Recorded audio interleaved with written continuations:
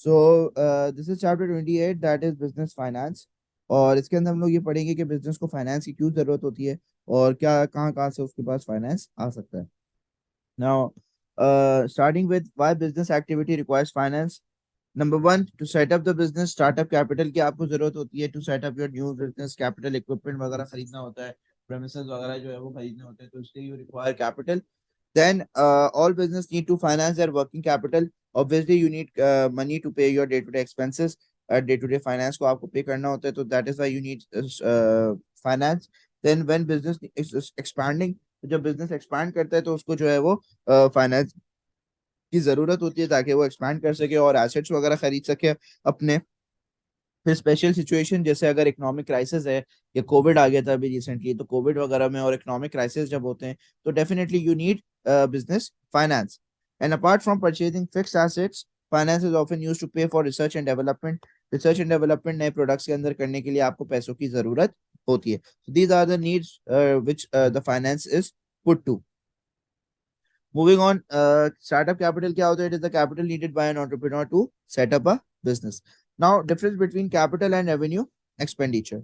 अब कैपिटल और revenue expenditure के बीच में क्या फर्क होता है? The purchase of assets that are expected to last for more than 1 year, such as building and machinery, is known as capital expenditure। कि जब आप ऐसा खर्चा करते हैं जो कि एक्सपेक्ट करते हैं कि आप वो लास्ट करेगा for more than 1 year, for example buying a machinery और बाइंग अ मोटर व्हीकल, तो that is simply known as capital expenditure. And revenue expenditure क्या होता है कि जब आप जो है वो अपने day to day expenses pay off कर रहे होते हैं, that is simply known as your revenue expenditure. कि वो खर्चे जो विद इन अ ईयर जो आप पे ऑफ कर देते हो, that is simply your revenue expenditure. Now working capital की बात करते हैं। वर्किंग कैपिटल होता क्या है और उसकी मीनिंग और सिग्निफिकेंस क्या है? So working capital is the capital that is needed to pay your raw materials, your day to day expenses and credit offer to customer. तो बेसिकली वर्किंग कैपिटल होता क्या है? It is simply calculated by current asset minus current liability. और ये आपके day to day expenses, basically आपके operational खर्चे, that is day to day expenses को पे ऑफ करने के लिए आपके पास ये मौजूद होता है। Basically it can be in the form of cash, it can be in the form of credit offer to customer, that is receivables. ठीक है। Working capital is often describe as the life blood of the business. जैसे हमें इंसान को जिंदा रहने के लिए जो है वो खून की जरूरत होती है, उसी तरह बिजनेस को जिंदा रहने के लिए day to day expenses pay of करने के लिए उसको वर्किंग कैपिटल की जरूरत होती है। अगर बिजनेस अपने day to day expenses pay of नहीं कर पाएगा तो डेफिनेटली उसको जो है वो मसला होगा। ठीक है। फिर उसके बाद है आपका finance is needed by every business to pay for everyday expenses such as payment. तो यही बात है जो मैंने अभी आपको बताई है कि आपको जो है वो कैपिटल की जरूरत होती है to pay your day to day expenses. अगर आप जो है वो अपने शॉर्ट टर्म डेट्स पे नहीं कर पाओगे तो वो शॉर्ट टर्म डेट्स जो है वो कैरी ऑन हो के जो है वो they will turn into a larger debt. और वो फिर वो लार्जर डेट पे ऑफ करना काफी मुश्किल होता है। ठीक है। Now moving on to the sources of finance, कि आपके पास पैसे कहाँ कहाँ से आते हैं। तो सबसे पहले बात करते हैं इंटरनल सोर्सेज। अब दो तरीके के आपके सोर्सेज ऑफ फाइनेंस होते हैं। या तो इंटरनली आप पैसे जनरेट करते हो, बिजनेस जो इंटरनली बेसिकली बिजनेस के विद इन, सही है। तो बिजनेस विद इन बिजनेस जो फाइनेंस अवेलेबल होता है आपके पास, that is your internal source of finance. और एक्सटर्नल मतलब कि आप बाहर से जो है वो पैसा लेकर आते हो, that is outside the business, that is your external source of finance. अब इंटरनल सोर्स ऑफ फाइनेंस में आपके पास रिटेन प्रॉफिट होते हैं कि जो साल के आखिर में आपका प्रॉफिट बच जाता है तो उसको आप री इन्वेस्ट करते हैं, तो that is simply your internal source of finance. Sale of asset, कोई पुराना एसेट बच जाता है तो उसको आप बेच देते हो, तो that is your internal source of finance. And reduction in working capital, that is कि आप जब अपने वर्किंग कैपिटल को रिड्यूस करने की कोशिश करते हो तो that is simply your internal source of finance. अब रिडक्शन इन वर्किंग कैपिटल सुन के आपको ऑकवर्ड ये लग रहा होगा कि अगर आप अपने वर्किंग कैपिटल को रिड्यूस करें तो हमारा तो day to day expenses pay of करने काफी मुश्किल हो जाएगा। तो ये रिडक्शन इन वर्किंग कैपिटल का मतलब ये है कि उधार पे चीजें खरीदें। सही है। उधार पे ज्यादा से ज्यादा जब चीजें खरीदेंगे आप तो डेफिनेटली आपका जो है वो वर्किंग कैपिटल जो है वो रिड्यूस होता रहेगा। सही है। और वर्किंग कैपिटल रिड्यूस होता रहेगा, लेकिन यहाँ इस पे एक मसला है कि आपका जो है वो करंट लायबिलिटी इंक्रीज होती रहेगी। And at the end of the day you have to pay your debt. However जब आप क्रेडिट पे खरीदते हो तो ये भी एक तरीके का सोर्स ऑफ फाइनेंस होता है। ठीक है। तो ये इंटरनल सोर्सेज ऑफ फाइनेंस है। फिर आप इन्वेंट्रीज को अपनी बेच दें, इन्वेंट्रीज बेचें और कैश बिजनेस के अंदर लेकर आए, तो ये भी इस तरीके से भी जो है वो आपका वर्किंग कैपिटल रिड्यूस होता है। Now what is the advantages of internal source of finance? Number one, no direct cost, कोई डायरेक्ट कॉस्ट एसोसिएट नहीं होती। जैसे बैंक लोन के साथ इंटरेस्ट होता है, तो ये इंटरेस्ट पे करना होता है, तो there is no interest. Internal finance does not increase the liabilities और डेट्स, आपकी लाइबिलिटीज और डेट्स नहीं बढ़ते। नो रिस्क ऑफ लॉस और control by original owners as no share is sold, तो लॉस ऑफ कंट्रोल भी, उसका भी रिस्क नहीं होता। डिसएडवांटेजेस क्या है? It is not available for all companies, तो कंपनीज के लिए अवेलेबल नहीं होता। सही है, बहुत सारी कंपनीज के लिए, वो बिजनेसेस जो नए होते हैं उनके लिए एसेट्स नहीं होते उनके अवेलेबल, प्रॉफिट नहीं हो रहा होता उनको, तो न्यू बिजनेस के लिए इंटरनल सोर्स ऑफ फाइनेंस तो बिल्कुल ही अवेलेबल नहीं होता। फिर newly form business are unprofitable ones with few spare assets, उनके लिए भी ये सोर्स ऑफ फाइनेंस अवेलेबल नहीं होता। फिर depending on internal sources finance for expansion can slow down your growth, आप जब इंटरनल सोर्सेज पे जाते हो ना तो आपकी ग्रोथ काफी स्लो डाउन हो जाती है, क्योंकि जाहिर सी बात है जब पूरे साल ऑपरेट करोगे तो प्रॉफिट होगा, प्रॉफिट से जो है वो दूसरे एक्सपेंसेस भी पे ऑफ करने हैं, शेयर होल्डर्स को रिटर्न भी देना है और ग्रोथ पे भी लगाना है। और यूजुअली बिजनेस इतना प्रॉफिट नहीं करते कि वो सारी चीजें इसमें कर लें, तो यूजुअली आपकी जो ग्रोथ होती है वो स्लो हो जाती है when you are using only internal source of finance. अब बात करते हैं एक्सटर्नल सोर्सेज ऑफ फाइनेंस की। तो एक्सटर्नल सोर्स ऑफ फाइनेंस में आपके जो है वो शॉर्ट टर्म और मीडियम टर्म और लॉन्ग टर्म फाइनेंसेस आ जाते हैं। सही है। अब short term sources of finance में बैंक ओवरड्राफ्ट है। ओवरड्राफ्ट क्या होते हैं? Bank agrees to business borrowing up to an agreed limit as when it is required. Bank overdraft क्या होता है कि आप जो है वो अपने जो अकाउंट की लिमिट है उससे एक एक्स्ट्रा विड्रॉ करा सकते हैं अकाउंट फ्रॉम द अकाउंट, और वो जो एक्स्ट्रा आपने विड्रॉ कराया है that will be a short term loan, कि अगली बार जब आप बैंक अकाउंट में पैसे डालेंगे तो वो जो एक्स्ट्रा आपने विड्रॉ कराए थे पिछली मरतबा वो आपके कट डाउन हो जाएंगे। तो that is simply your bank overdraft. फिर ट्रेड क्रेडिट क्या होता है? ट्रेड क्रेडिट मतलब उधार पे खरीदना। सही है, उधार पे खरीदेंगे तो ये भी आपका एक short term source of finance होता है। And thirdly is debt factoring. Debt factoring मतलब कि आप जो है वो अपना ट्रेड रिसीवेबल जाके एक किसी डेट फैक्टरिंग कंपनी के बेच दो, और वो डेट फैक्टरिंग कंपनी जो है वो आपसे डेटर तो खरीद लेगी, आपका आपका रिसीवेबल तो खरीद लेगी, लेकिन रिसीवेबल आपके फुल अमाउंट पे नहीं खरीदेगी। फॉर एग्जाम्पल मेरा एक रिसीवेबल था 5,000 का, मैं कंपनी एक्स के पास गया जो डेट फैक्टरिंग कंपनी थी। कंपनी एक्स ने मेरे से मेरा रिसीवर 5,000 वाला 3,000 का खरीदा। क्यों खरीदा 3,000 का? क्योंकि उसने बोला भाई ये एसेट रिकवर करना है हमें और उसमें कॉस्ट लगेगी, तो जाहिर सी बात है आप हमें सस्ते में दो। मैंने उसको 3,000 का बेच दिया, मुझे नुकसान हुआ 2,000 का। हाउएवर अब ये एक्स जाएगा उस डेटर के पास, उससे पूरे पैसे निकलवाएगा और वो 2,000 इसका प्रॉफिट होगा। तो ये सिंपली डेट फैक्टरिंग कंपनी करती है कि आपसे डेटर खरीद लेगी और फिर जाएगी और रिकवर कर लेगी अमाउंट पूरा और अपने पास पूरा अमाउंट रख लेगी। फिर उसके बाद sources of medium term finance. अब मीडियम टर्म फाइनेंस में आ जाता है हायर परचेज और लीजिंग। हायर परचेज क्या होता है? An asset is sold to a company that agrees to pay fix repayments over an agreed time period, the asset belongs to the company. तो जब आप एसेट बेचते हो कंपनी को और वो कंपनी जो है वो आपको फिक्स रीपेमेंट्स दे रही होती है, और इसमें ओनरशिप जो है वो asset belongs to the company, that means कि ओनरशिप जो है वो आप कंपनी को दे देते हो। जैसे इस्लामिक बैंकिंग में देखा जाए तो ज्यादातर हायर परचेज होता है कि आप इंस्टॉलमेंट पे गाड़ी खरीदते हो। सही है, और इंस्टॉलमेंट पे गाड़ी खरीद के आपके नाम पे ही होती है गाड़ी, लेकिन बैंक के पास होती है, और बैंक जो है वो फिर आपसे पैसे लेता रहता है जब तक पूरे पैसे नहीं हो जाते। वो बैंक आपको फाइल नहीं देता गाड़ी की, और जब पूरे पैसे आप पे ऑफ कर देते हो तो वो फाइल आपको मिल जाती है। हाउएवर लीजिंग अलग होता है। लीजिंग है obtaining the use of equipment or vehicles and paying a rental or leasing charge over a fix period. This avoids the need for the business to raise long term capital to buy the asset. Ownership remains with the leasing company. अब lease पे आप asset खरीदते हो, मतलब आप rent पे asset खरीद रहे हो और आप रेंट उसका पे कर रहे हो कर रहे हो कर रहे हो कर रहे हो कर रहे हो। आपका यूज खत्म हो जाता है तो आप या तो वो लीजिंग कंपनी को एसेट वापस कर देते हो, और अगर आपको दिल करता है कि आप वो एसेट परचेज कर लो तो आप लीजिंग कंपनी को पूरी अमाउंट पे करके उनसे एसेट खरीद लेते हो। तो दैट इज सिंपली लीजिंग, कि जब आप इंस्टॉलमेंट पे कोई या लीजिंग पेमेंट लीजिंग पे जो है वो कोई चीज आप खरीदते हो, कोई एसेट वगैरह खरीदते हो। फिर लॉन्ग टर्म फाइनेंस की बात करते हैं। अब लॉन्ग टर्म फाइनेंस में आपके दो फाइनेंस होते हैं, इक्विटी फाइनेंस। इक्विटी फाइनेंस क्या होता है? जब आप शेयर इशू करते हो, तो शेयर इशू करने को हम क्या कहते हैं? Equity finance. जब आप बिजनेस के अंदर पैसे लेकर आते हो बाय इशूइंग द शेयर्स, तो that is simply known as equity finance.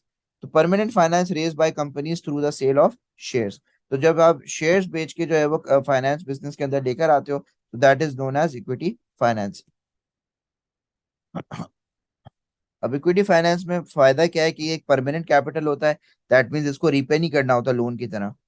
And secondly, dividends do not have to be paid every year, in contrast interest on loans, अब डिविडेंड कभी प्रॉफिट होता है तो आप पे करते हो, प्रॉफिट नहीं होता तो पे नहीं करते।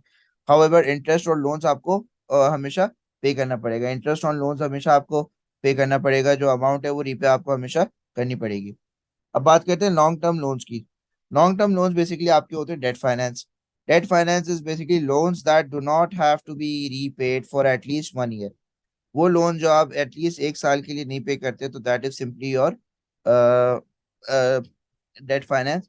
तो बेसिकली 1 साल या 1 साल से ज्यादा का जब आप लोन उठाते हो बैंक से, तो वो आपका डेट फाइनेंस होता है। डेट का मतलब उधार होता है, तो मतलब आप अपने बिजनेस को फाइनेंस करो by taking loan from someone else. तो that is your long term loans और डेट फाइनेंस। सही है। फिर एक और तरीका है आपका डेट फाइनेंस में, that is long term bonds और डिबेंचर्स। अब डिबेंचर्स क्या होते हैं? डिबेंचर्स बिल्कुल बॉन्ड्स की तरह होते हैं, और ये जो है वो कंपनी इशू करती है। तो bonds are issued by the companies to raise finance, often with a fix rate of interest. For example, आप बॉन्ड किसी को बोलते हो भाई आप ये 25 लाख के बॉन्ड खरीद लो मेरे से और 25 लाख मुझे दे दो, इस 25 लाख पे मैं आपको 10% इंटरेस्ट दूंगा हर महीने। सही है। और ये 25 लाख रुपए आप मेरे से 10 साल बाद ले लेना। तो ये सिंपली जो है वो आपका डिबेंचर होता है। तो जब कंपनी को फाइनेंस की जरूरत होती है तो वो डिबेंचर भी इशू करता है। फिर other sources of long term finance is venture capital. Venture capital क्या होता है कि जब आप किसी और बिजनेस के पास जाते हो और उनसे बोलते हो कि भाई हमारे जो है वो बिजनेस में इन्वेस्ट करें, तो जब दूसरे बिजनेसेस जो है वो आपके बिजनेस में इन्वेस्ट करते हैं या आपको जो है वो हेल्प आउट करते हैं financially, that is known as venture capital. जैसे आपने शार्क टैंक देखा होगा, शार्क टैंक में बेसिकली बिजनेसेस के उनके अपने बिजनेसेस भी होते हैं, और जो नए बिजनेस आइडियाज आते हैं अगर उनको पोटेंशियल लगता है उसमें तो वो उसमें भी इन्वेस्ट करते हैं। तो that is simply your venture capital. Micro finance क्या होता है? माइक्रो फाइनेंस बेसिकली जो स्मॉल फर्म्स होते हैं, सही है, जो फार्मर्स वगैरह होते हैं, उनको लोन वगैरह नहीं मिलता। जैसे अभी पाकिस्तान में जो है वो कारोबार करके एक ऐप है, वो कारोबार कर क्या रहे हैं वो लोग, 1 लाख 10 लाख मतलब 1 लाख से लेके 5 लाख तक का लोन दे रहे हैं। सही है, विदाउट एनी इंटरेस्ट। तो जो फार्मर्स वगैरह हैं जिनको पैसों की जरूरत पड़ती है, तो वो लोग वो लोन ले सकते हैं, और विदाउट एनी इंटरेस्ट दे रहे हैं, तो वो they can also repay it easily. ठीक है। देन क्राउड फंडिंग क्या होता है? क्राउड फंडिंग के जब ओवर द इंटरनेट बेसिकली आप जो है वो स्मॉल स्मॉल अमाउंट्स गैदर कर रहे हो, तो जैसे अक्सर आपने देखा होगा कि आप जो है वो किसी भी बंदे को बिजनेस स्टार्ट करवा के देना है। सही है, तो उसके पोस्ट आप देखते हो कि भाई आप जो है वो कुछ अमाउंट शेयर करें ताकि वो बिजनेस जो है वो स्टार्ट हो जाए। तो that is simply known as crowd funding. तो crowd funding is the use of small amounts of capital from a large number of individuals to finance a new business venture. तो आप लोगों से जो है वो पैसा लेते हो, लोग जो है वो आपको पैसा देते हैं, हेल्प हेल्प आउट करते हैं आपकी। सही है। और आपको जो है वो लोग जो है वो आपकी हेल्प आउट करते हैं और आपको जो है वो पैसे देते हैं। सही है। और वो पैसों से आप अपना बिजनेस स्टार्ट करते हो, तो that is simply your crowd funding. Crowd funding आजकल जो है वो बहुत कॉमन है। सही है। Even the digital creators, the content creators जो आपके यूट्यूबर्स होते हैं और ये टिकटॉकर्स वगैरह होते हैं, तो ये कंटेंट क्रिएटर्स भी ना बिजनेसेस हैं। सही है। और बिजनेसेस को आप अक्सर देखा होगा, आपने लिखा होता है फेसबुक पे, send stars, support your content creator. तो ये बेसिकली क्राउड फंडिंग होती है कि क्राउड से आप पैसा लेते हो, क्योंकि आप क्या बना रहे हो, एक प्रोडक्ट बना रहे हो ना, आप वीडियोस बना रहे हो, ये प्रोडक्ट है जो क्राउड देख रहा है और पसंद कर रहा है। तो क्राउड जो है वो आपको फंड करता है, आप क्राउड से फंडिंग लेते हो और फिर आप और फर्दर जो है वो वीडियोस वगैरह बना रहे होते हो। तो ये सिंपली जो है वो आपका क्राउड फंडिंग का कॉन्सेप्ट है। Moving sir, on. जी। अगर जैसे कोई पोस्ट डाली जाती है फेसबुक या इंस्टाग्राम पे, तो उनको हम्म, अगर लाइक करते जाओ तो ये होता है ना कि पैसे मिलते हैं आपको, अगर पोस्ट पे जितनी लाइक आएगी, तो वो भी क्राउड फंडिंग में जाता है। हाँ। सही है। जितने भी कंटेंट क्रिएटर वगैरह है ना, वो जो पोस्ट वगैरह शेयर करते हैं और वीडियोस वगैरह व्यूज वगैरह पे जो पैसे कमाते हैं, फिर उसके साथ साथ वो आपका जो, नहीं, क्राउड फंडिंग बेसिकली ये होता है कि जो आपकी ऑडियंस है, जो लोग आपके प्रोडक्ट को कंज्यूम कर रहे हैं, वो आपको हेल्प कर रहे हैं in order to going let the product go on. मतलब वो आपको स्टार्स वगैरह भेज रहे हैं, वो आपको एडिशनल सपोर्ट कर रहे हैं। जो लाइक वगैरह करते हो आप, वो क्राउड फंडिंग नहीं होता। सही है। वो तो अच्छा। सिंपली सिंपली जो है वो कंटेंट क्रिएटर को वो उसका प्रमोट बिजनेस करना है। का वो बेनिफिट मिल रहा होता है। हाउएवर, जब कंटेंट क्रिएटर जो है वो कोई सपोर्ट मांग रहे होते हैं फ्रॉम देयर ऑडियंस, तो that is simply your crowd funding. सही है। जैसे बाय मी सही अ है। कॉफी एक है कि भाई बाय मी अ कॉफी के आप अपने फेवरेट स्टार को $1 $2 भिजवा दें। तो अब जब $1 एक बंदा भिजवा रहा है तो उसको इतना मसला नहीं होगा। और एक एक डॉलर करके जितना भी व्यूज जितने भी व्यूअर्स हैं उसके, या पेट्रॉन्स करके एक वेबसाइट है। सही है। वहां पे जो है वो आप अपने फेवरेट कंटेंट क्रिएटर को पे कर रहे होते हो उसका कंटेंट देखने के लिए। That is simply your crowd funding. सही अब है। मेन फाइनेंशियल स्टेक होल्डर कौन कौन से आपके जो फाइनेंशियल डेटा आपका इस्तेमाल करते हैं। नंबर वन, शेयर होल्डर्स जो है वो आपका फाइनेंशियल डेटा इस्तेमाल करते हैं। क्यों? क्योंकि ये बिजनेस में पैसा लगाते हैं और इनको जो है वो रिटर्न चाहिए होता है। तो वो बिजनेस के फाइनेंशियल्स को देख रहे होते हैं कि भाई हमारे जो बिजनेस है वो सही तरीके से चल रहा है या नहीं चल रहा। बैंक्स क्यों आपके बिजनेस में इंटरेस्ट रखते हैं? क्योंकि बैंक्स जो है वो जाहिर सी बात है, ये हम लोग पहले भी यूनिट 5 में डिस्कस कर चुके हैं, यहाँ पे दोबारा आई है ये चीज। तो बैंक्स जो है वो आपके अंदर आपके बिजनेस के अंदर इंटरेस्ट क्यों रखते हैं? क्योंकि बैंक्स लोन प्रोवाइड करते हैं आपको, और जाहिर सी बात है लोन जो है वो उनको वापस चाहिए होता है, तो तभी जो है वो बैंक आपके अंदर इंटरेस्ट रख रहा होता है। एंड लास्टली क्रेडिटर होता है। क्रेडिटर बेसिकली आपके बिजनेस के फाइनेंशियल्स में क्यों इंटरेस्ट रखता है? क्योंकि क्रेडिटर्स जो है वो बेसिकली आपको उधार पे सेल कर रहे होते हैं, और उधार पे सेल करने का मतलब ये है that they will receive the money on a later date. तो when they will receive a money on later date, तो they keep a check on your finances so that you are able to pay to them। फिर बात करते हैं factors influencing the sources of finance. अब कौन सा source of finance हम select करेंगे, whether short term, medium term, long term source of finance, internal या एक्सटर्नल सोर्स ऑफ फाइनेंस, वो डिपेंड करेगा use to which finance is to be put, which affects the time period for which the finance is required. For example आपको गाड़ी चाहिए, गाड़ी आप 5 साल में फाइनेंस करते हो, 7 साल में फाइनेंस करते हो, तो आप जो है वो लीजिंग की तरफ जाओगे। सही है। हाउएवर आपको ऑफिस की स्टेशनरी खरीदनी है, अब ऑफिस की स्टेशनरी आप क्रेडिट पे खरीद सकते हो, तो आप शॉर्ट टर्म फाइनेंस की तरफ जाओगे। सही है। तो बेसिकली आपको फाइनेंस क्यों चाहिए? आपको बड़ा एसेट खरीदना है, मतलब कैपिटल एक्सपेंडिचर करना है, तो you will go for a long term finance. Revenue expenditure करना है तो you will go for a short term और internal source of finance. Moving on cost. अब आप कितनी कॉस्ट एसोसिएटेड बेयर कर सकते हो? If you can, you are making enough profit and you can easily pay the interest, so you can take bank loans। however अगर आप interest cost bear नहीं कर सकते, आप डेली जो है वो हर मंथ जो है वो इंटरेस्ट कॉस्ट नहीं पे कर सकते, then you will not go for loan. सही है। फिर अमाउंट रिक्वायर्ड, अमाउंट कितना चाहिए? अमाउंट बहुत बड़ा चाहिए, so you will have to go for a long term source of finance. Amount अगर छोटा चाहिए, बहुत मिनिमम चाहिए, then you will most probably secure a short term source of finance और इंटरनल सोर्स ऑफ फाइनेंस। फिर legal structure and desire to retain control. अब sole trader और partnership है, वो लोग उनको बैंक लोन नहीं मिलते। तो सोल ट्रेडर होता है उनको बैंक लोन नहीं मिलते, पार्टनरशिप को बैंक लोन नहीं मिलते, क्योंकि उनका लीगल स्ट्रक्चर जो है वो, उसके अंदर जो है वो अनलिमिटेड लाइबिलिटी का कॉन्सेप्ट है कि आपका जो है वो अ, और बेसिकली सोल ट्रेडर और partnership successful business turn out नहीं करते, तो उनको लोन वगैरह जो है वो काफी इनिशियली स्टार्टिंग ईयर्स में नहीं मिलता। तो आपका लीगल स्ट्रक्चर जो है वो आपको अलाउ नहीं कर रहा। Plus soul trader partnership share issue नहीं कर सकते, तो आपका लीगल स्ट्रक्चर आपको अलाउ नहीं कर रहा to gain the equity finance. और डिजायर टू रिटेन कंट्रोल का मतलब ये है कि कितना ओनर खुद कंट्रोल रखना चाहता है। कोई ओनर्स ऐसे होते हैं कि वो कंट्रोल रखना ही नहीं चाहते अपने पास, they just want the profit. तो वो लोग क्या करते हैं, वो लोग शेयर जो है वो मार्केट में ज्यादा इशू कर देते हैं और अपनी ओनरशिप लूज कर देते हैं। तो ऐसा भी बहुत होता है। तो ये ज्यादातर इक्विटी फाइनेंस में होता है कि अगर आपको पैसों की सख्त ज्यादा जरूरत है और आपको ओनरशिप से कोई फर्क नहीं पड़ता, तो आप शेयर इशू ज्यादा कर देते हो, इक्विटी फाइनेंस की तरफ चले जाते हो। और अगर आपको होल्ड रखना है, अपना कंट्रोल रखना है, फिर आप इक्विटी फाइनेंस की तरफ नहीं जाते, फिर आप डेट फाइनेंसिंग की तरफ जाते हो।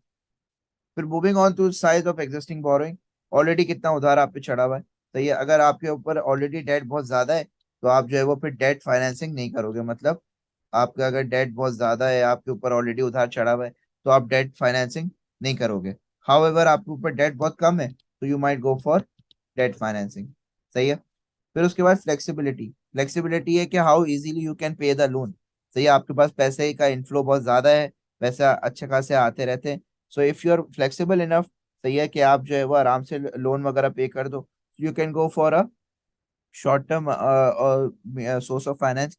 हाउएवर अगर आपकी फ्लेक्सिबिलिटी नहीं है, आप जो है वो शॉर्ट टर्म में इतनी ज्यादा सेल्स नहीं कर सकते, then what you should do, you should go for a long term finance. ठीक है, तो ये आपका पूरा सोर्सेज ऑफ फाइनेंस वाला चैप्टर है, that is your business finance.